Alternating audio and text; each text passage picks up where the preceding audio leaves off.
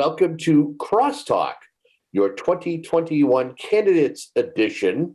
The idea of this particular set of programs is to better inform you about the individuals who are seeking your vote come May 15th, Saturday, May 15th. As you know, both Whitman and Hanson, both communities go to the polls on that day, third Saturday of the month of May, and make the decisions depending on what's on the ballot. This year, there are some great races, not only for select board or selectmen, but also for school committee, as there are folks who are seeking your vote coming up in this election.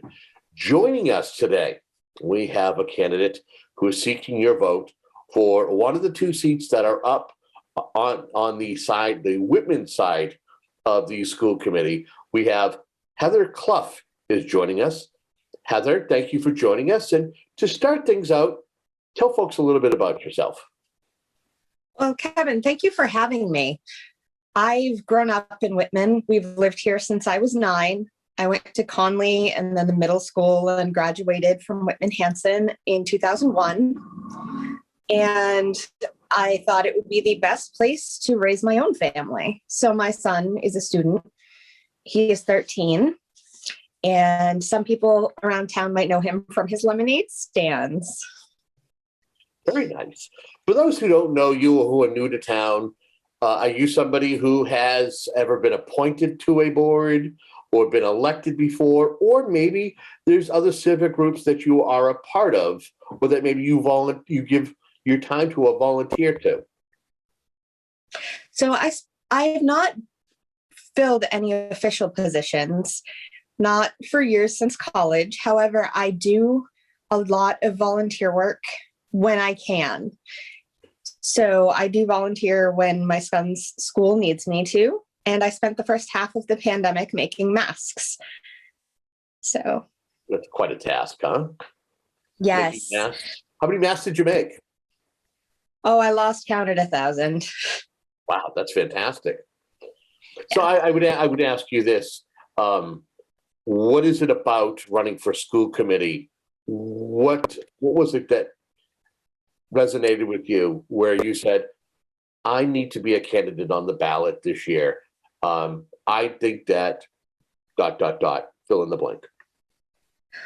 Well, if you look at the current makeup of the school committee, I think there needs to be more parent representation.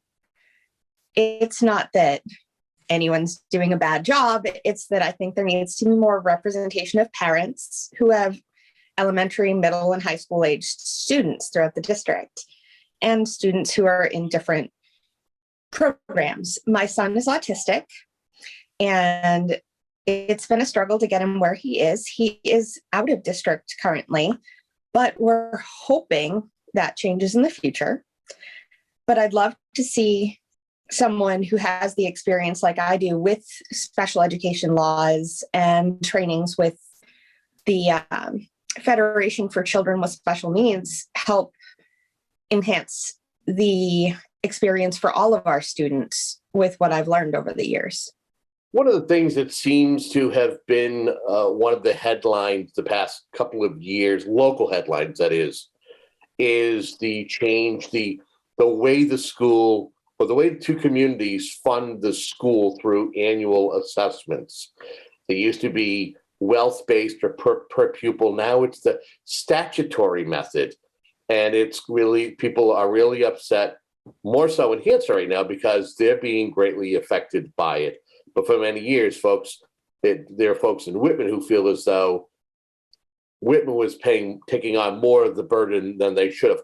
What's your understanding of the budget, of the school budget, and the assessments that are levied onto each community on an annual basis? Right. So my feeling about the statutory method is it's the standard across the state, essentially. We're already paying the same statutory method into VOTEC. And it's not really as big a difference on paper as it seems. I don't know why we didn't switch to that method years ago, when it became apparent that the funding differences were having such an impact on our students. But the towns need to look carefully at their tax levies and see if there's a place where there is an opportunity for more growth, like meals taxes or what have you. I'm not as familiar with taxation per se, but I'm sure there is definitely room to grow and to bring more funds in to make up for whatever difference. Okay. Well, as a Whitman resident, you are a taxpayer. What Yes. what is your understanding of how the town puts together a budget? And depending, because the change was made to statutory, Whitman has had its troubles over the past few years trying to get its financial house in order. It seems to be heading down the right path. Do you feel that there has to be a fairness to how the school budget is funded? Because each year, both towns are given a percentage that they are asked, could you do 5% this year? Could you do 6% this year? And usually the towns, it seems like it's right of passage to say, well, we cannot swing 6% this year. Could we discuss further? And usually the schools will go back, look at their numbers, knowing that education is important. What are your thoughts as a taxpayer as to, it's like a gravitational pull. You got to pay taxes, but you also want to make sure that the schools are funded properly. Oh, absolutely. But investing in children is an investment in the whole community, because as people grow up, they're not going to want to stay in Whitman and raise their families. And that's going to further lower enrollment and make the whole situation worse. Because if people don't want to enroll their students, the per pupil cost will have to go up because you'll have fewer people paying into the pot.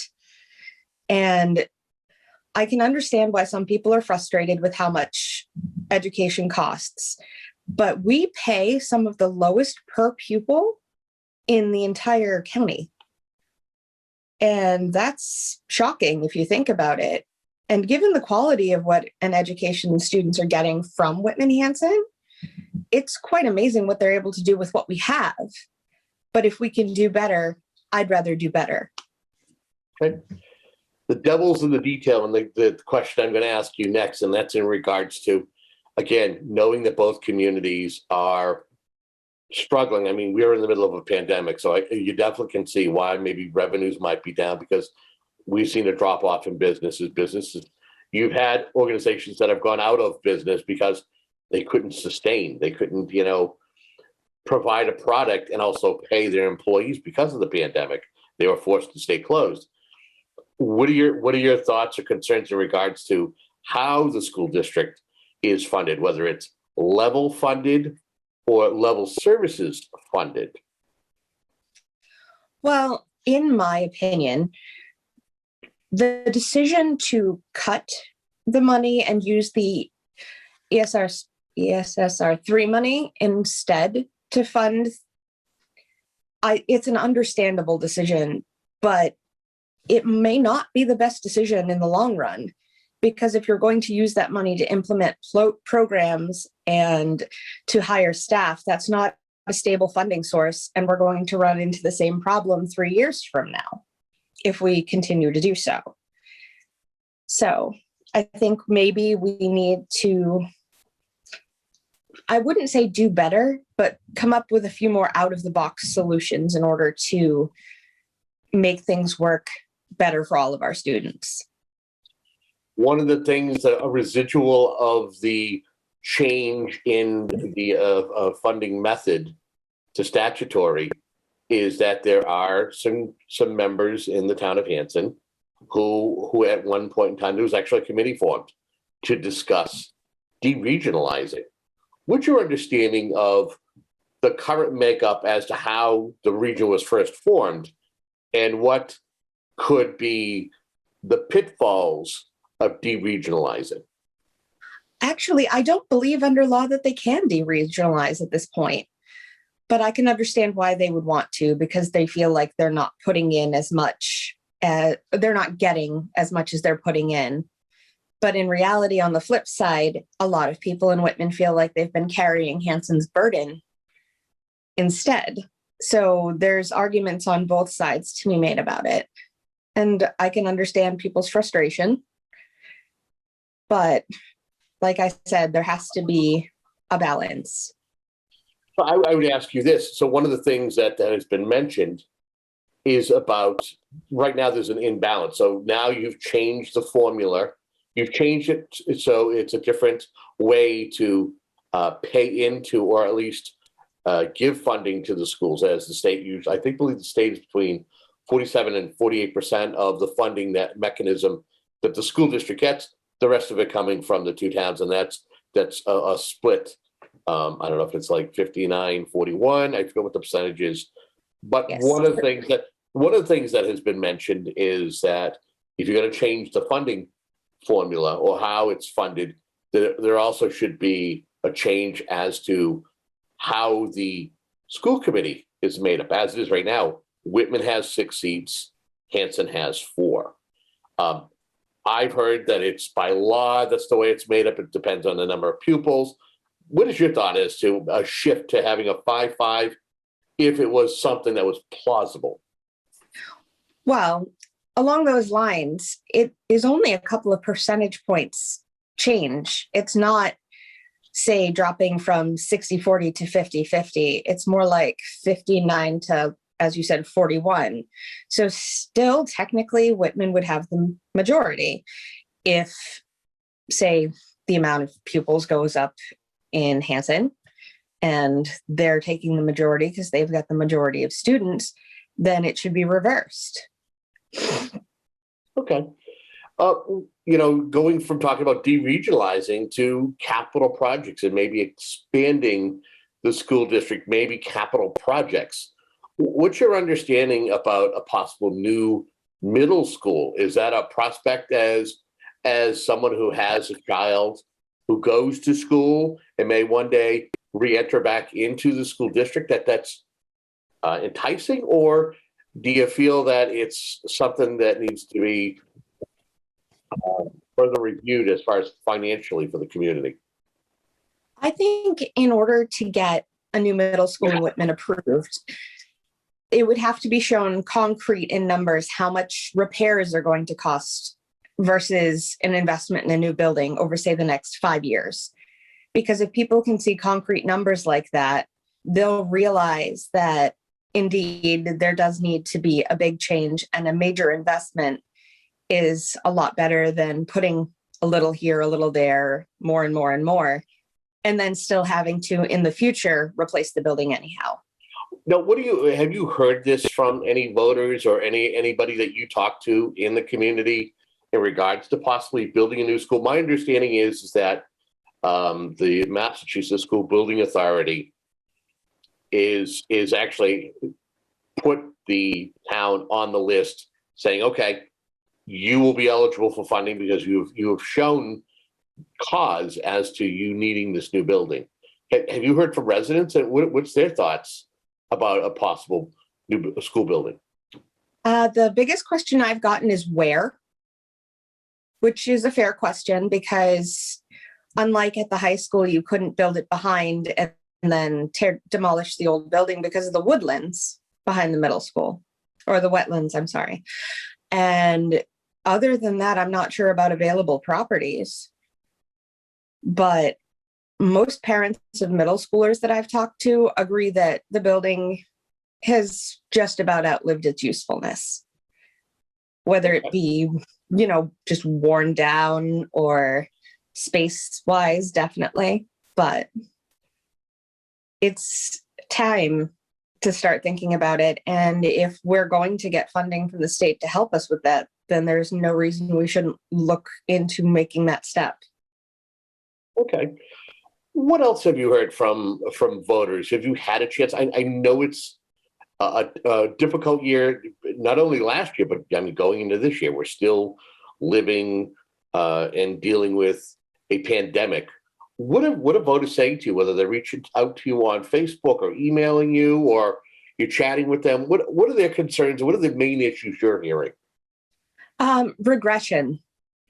A lot of them say that their kids haven't learned anything this year, that they're maybe where they should have been back in December at this point, and that's not good. But there's not much we can do about that except for support the students as they return to the building. And that may include needing to support students who normally wouldn't have additional needs, like behaviors or emotional problems. I know a friend of mine's daughter has had anxiety attacks since going back into the building because she's not used to it at all. Because the hustle and bustle of going to middle school versus being in elementary was just shock. But academic regression is a real problem. My neighbor's son is behind in math, where he was ahead before. So I'm hoping that using some of the funding, they're able to bring in additional support staff to help students who don't qualify for IEP or 504 plans, but still need the additional boost to get back up to where they should be. Is support staff the best way, or are there other ways that you've researched that could also help fast forward some of the regression that we saw during the pandemic? Well, support staff, especially at the elementary and middle school levels, when there's the upper elementary and middle school levels, when there's a huge jump in, my favorite saying is first you learn to read and then you read to learn. There's that transition where the kids are actually focusing like 4th, 5th grade on learning the material by reading. And if students are behind, the fewer adults there are, the less likely it's to get caught. But having an extra 1 or 2 people around, even if it is like a floating aide to pop in and check in on the classes, having extra eyes on the prize, if you want to say, it'll guarantee that students who need help will get help. Okay. If you are elected come May 15th, what do you see your role being on the board? And what would you like to hopefully accomplish in your first term if elected? I would like to bring a sense of equity to education, where not all students need individualized education plans, but every student has individual needs. So we need to address a little bit of that in order to help all of our students succeed. Because a student can't concentrate if they're having problems and there's no one to talk to because the counselors are all busy with people with appointments, or there's, nobody to say, hey, I haven't eaten today because whatever's going on in my house, I need help. Plus, I want to firm up our screening process for younger students who may or may not be having behavioral challenges, because behavior is a symptom of a problem.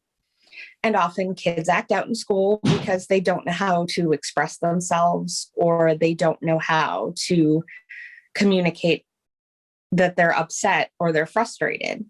So I would say that students who've had chronic behavior problems, or even, heaven forbid, have been sent home in, say, K through 2, should automatically be screened for disabilities, because it may not be something academic, but it may be something else that's causing the student not to be able to access the curriculum. Any other item that we have not touched upon or discussed during our conversation here today, but you'd like to take a moment to talk about? Or is it something that we did talk about earlier and maybe you might want to circle back around to it and reemphasize or build upon?